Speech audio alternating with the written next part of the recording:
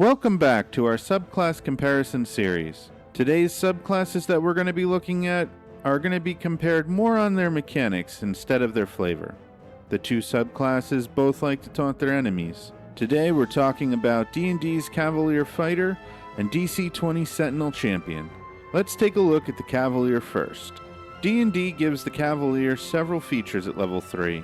I'm not going to spend too much time on the first two features, as they're mostly flavor and or irrelevant to our discussion. They gain bonus proficiency. That's going to give them proficiency in one of the following skills of their choice: animal handling, history, insight, performance, or persuasion, and alternatively they can learn one language of their choice. Born to the saddle, you have advantage on saving throws made to avoid falling off your mount. If you fall off your mount and descend no more than 10 feet, you can land on your feet if you're not incapacitated. Finally, mounting or dismounting a creature only costs you 5 feet of movement rather than half your speed. As I said before, both of these features are more flavor for the Cavalier as a mounted combatant, but realistically, when people choose a Cavalier fighter in 5th edition, they do so because of its ability to protect their allies. Let's see what these two features are. Unwavering Mark. Starting at 3rd level, you can menace your foes, foiling their attacks and punishing them for harming others. When you hit a creature with a melee weapon attack, you can mark the creature until the end of your next turn. This effect ends early if you're incapacitated or you die, or if someone else marks the creature. While it is within 5 feet of you, a creature marked by you has disadvantage on any attack roll that doesn't target you. In addition, if a creature marked by you deals damage to anyone other than you, you can make a special melee weapon attack against the marked creature as a bonus action on your next turn. You have advantage on the attack roll, and if it hits, the weapon deals extra damage equal to half your fighter level. Regardless of the number of creatures you mark, you can only make this special attack a number of times equal to your strength modifier, minimum once, and you regain all expended uses when you finish a long rest. There is a lot to unpack here, but essentially, if you hit a creature with a melee attack, they are marked, or, for the purposes of this video, taunted by you. While a marked creature is within 5 feet of you, they have disadvantage on their attacks that don't target you. Before we look at the final piece of this feature, let's look at Taunt in DC20. It's a maneuver that any martial can do. The DC20 Taunt is easier to pull off and is less restrictive in who it imposes disadvantage to. Okay, let's finish Unwavering Mark. A limited number of times per day you get an extra attack as a bonus action. I don't always like to do this, but let's look at the level 7 feature since it will compare well to the Sentinel. Warding Maneuver.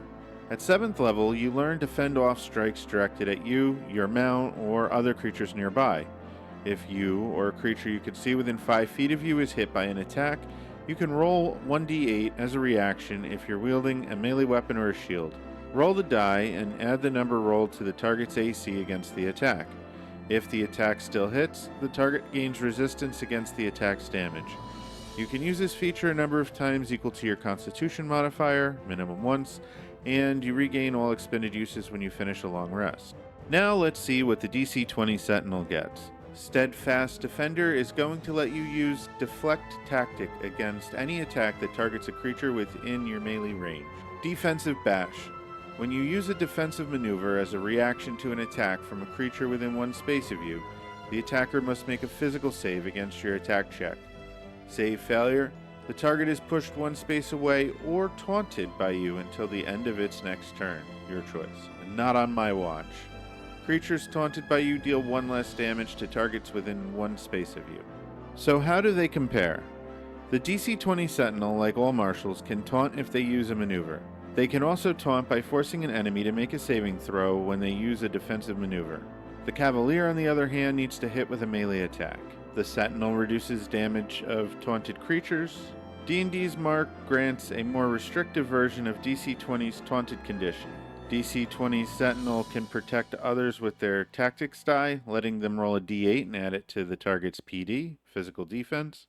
At level 7, the Cavalier gets a similar ability, though it is limited in uses per day. Final thoughts. DC20 Sentinel stands head and shoulders above D&D's Cavalier when it comes to defending their allies. The DC20 Sentinel has more ways to taunt, including one that is available to all marshals. DC20's taunt is not as limited as the way Unwavering Mark is written. This will be improved if we get an updated Cavalier. Only time will tell if that update comes.